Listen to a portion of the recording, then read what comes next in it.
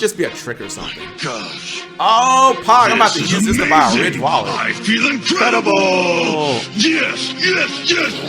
I can win. I feel great. Ridge brings in I can donations. do this. My friends and I are experimenting with Copy custom easy. rules to make Yu-Gi-Oh! More enjoyable to play. For example, we are trying decks where only 2 cards can you have, 3 of 2 cards you can have 2 of, and the rest of the deck has to consist of 1 of cards. It's not bad. It's not bad. Thank you very much, Acer Maximum. So you're talking about an alternative format. Paul actually talked about that in his video, right? Or so if you guys don't know, Paul did an hour podcast with Rogue Hero, and he was talking about like the state of Yu-Gi-Oh, and he talked about kind of like how they could reverse power creep, kind of like what I talk about all the time, right? And one of the things Paul's suggestion was just have an alternative format.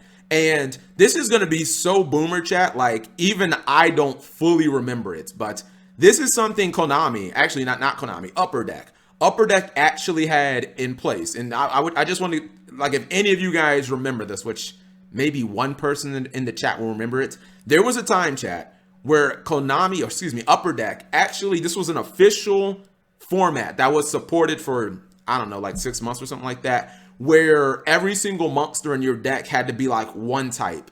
And that was just an alternative format.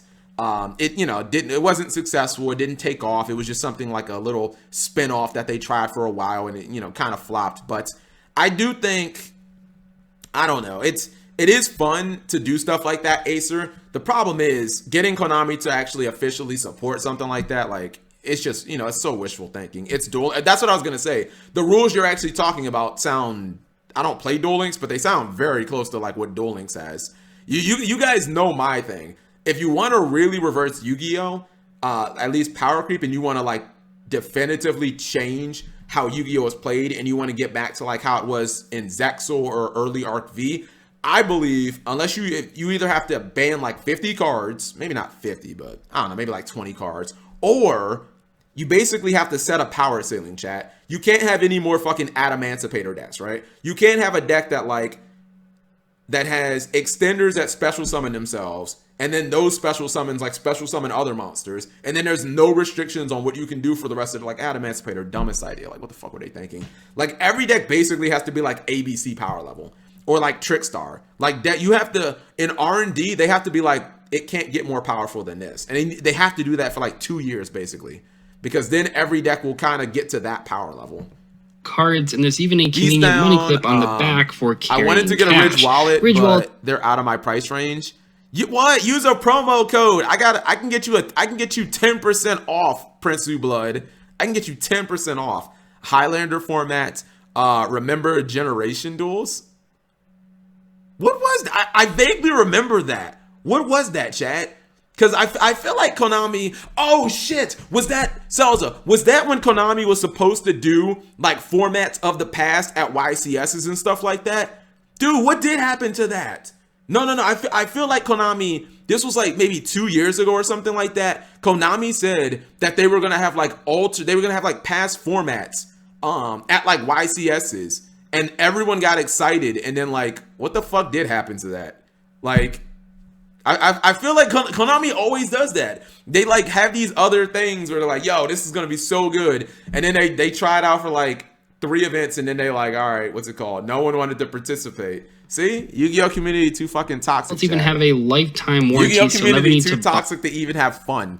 What happened to the can I get a Bible thought, chat? Nibiru. No, not a Bible thought. Can I get a Keck W? Yu-Gi-Oh community thought that Biru was going to solve all our problems. Buy another wallet. The Ridge team is... If I was Jerome McKell, I would actually be falling out of my chair laughing. These idiots thought this card was going to solve all their problems. Oh my god, we actually believe that, chat. Go back 2 years.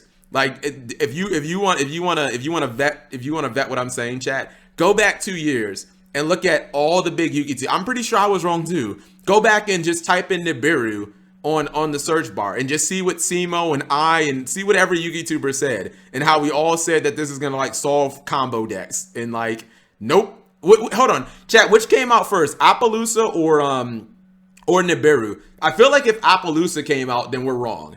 I feel like if Appaloosa came out after Nibiru, then we weren't wrong because Appaloosa just like fucking cucked Nibiru so hard.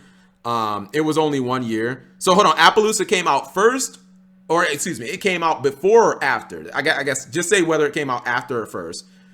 Because Appaloosa like completely fucking cucked Nibiru so hard. If you played a deck that could summon Appaloosa as your 5th summon, all right, Nibiru just doesn't do anything anymore. He's just dead. Appaloosa came out first. Oh, well then we were just wrong then.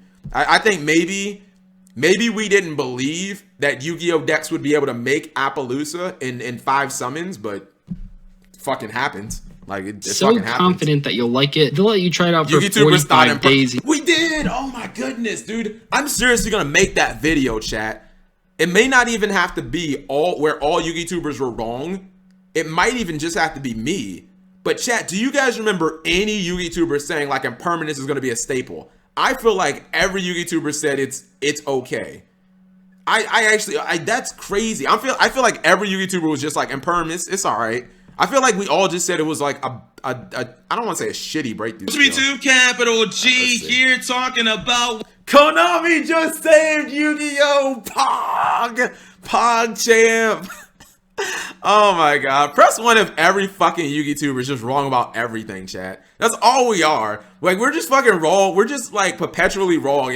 We almost never get called out. That's the funny thing. If you're a YouTuber, you just get people excited, and by the time that we're like politicians. By the time that they realize we're wrong, they've forgotten how wrong we were. Like we weren't a little wrong. We were like massively wrong. Like that we're like super wrong about everything, and by the time people realize it, they just don't even remember anymore.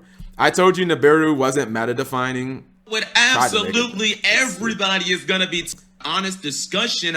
Hold on, I just want to see what I said about Nibiru. It will absolutely shut the graveyard down. It does shut the graveyard down during your turn as well, so you have finishing some of their key cards, and they're not going to be able to pop off if your opponent normal or special summons 5 or more monsters this turn. Quick effect, you can tribute as many face-up monsters on the field as possible, and if you do special summon this card from your hand, then special summon 1 primal being token, which looks like it's a rock, a light attribute, level 6, question mark attack and defense, to your opponent's field. What's up, the Kariba? attack How you and doing defense tonight? of the token becomes the combined original attack and defense of the attributed monsters, because that's what I said too. Nibiru is a hard once per turn. So basically, this is kind of, oh my goodness.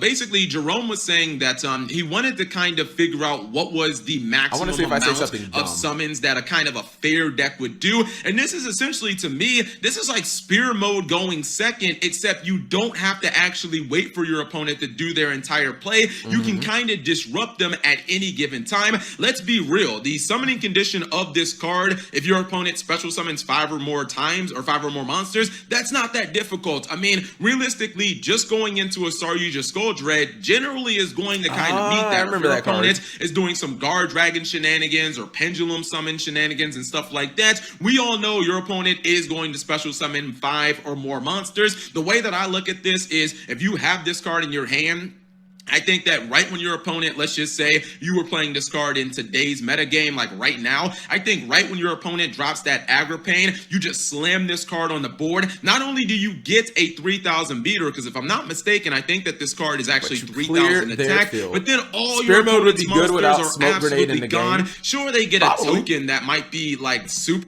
We all thought, what's it called? Yu-Gi-Oh! What was Infinite Impermanence's first name, chat? Was it Fleeting Infinity? Or I feel like it was, right? Fleeting Infin. I think it was Fleeting Infinity. Maybe. Fleeting Infinity. Oh, goodness. Fleeting Infinity is another literal hand trap, but does it do enough? Let's see. A new direction for traps. Oops, my bad. Wanted to see if I can see.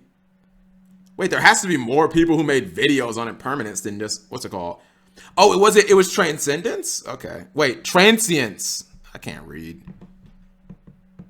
Damn, I only spent 4 minutes on this card. Hold on. Well, to be MegaCapitalG here, checking out a brand new trap card coming out in Flames of Destruction. This is Fleeting Infinity, and it's actually a hand trap, and I mean that in the most literal of senses. This is a trap card that can be used straight from the hand, a la Evenly Matched or something like Typhoon. Let's see, this is a normal trap card. It says, if you control no cards, you can activate this card from your hand. Target one face-up monster your opponent controls. That monster's effects are negated until the end of the turn. If this set card is activated, also during that turn, the effects of trap cards in the same column as this card, you are able to activate this while it's on the field, negate one of your opponent's monster effects. It's like, all right, that's cool. It's still technically a -1.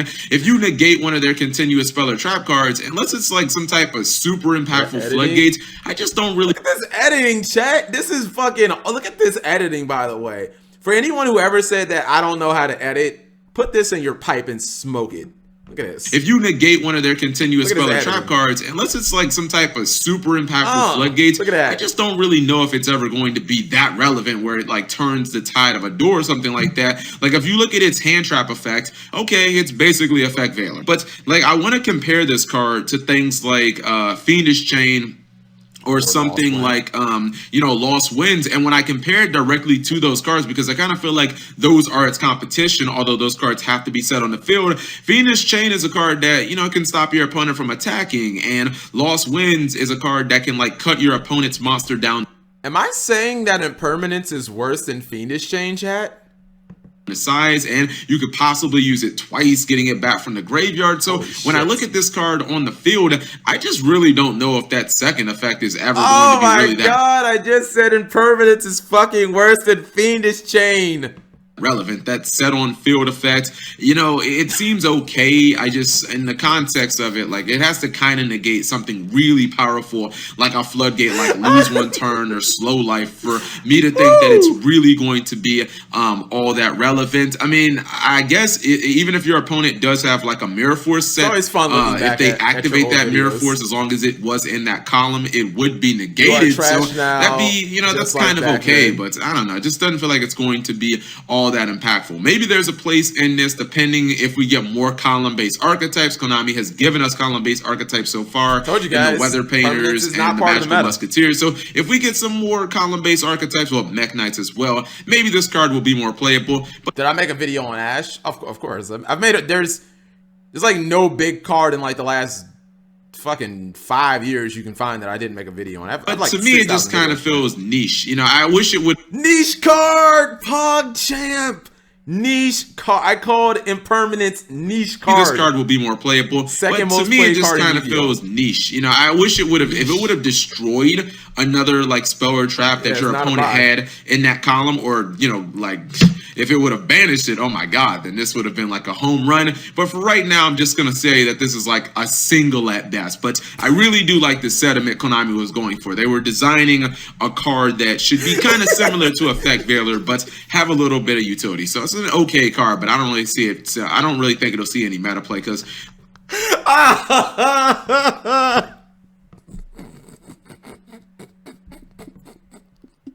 But I don't really see it. I don't really think it'll see any meta play because have a little bit of utility. So it's an okay card, but I don't really see it. I don't really think it'll see any meta play because I'm gonna put this in my favorites.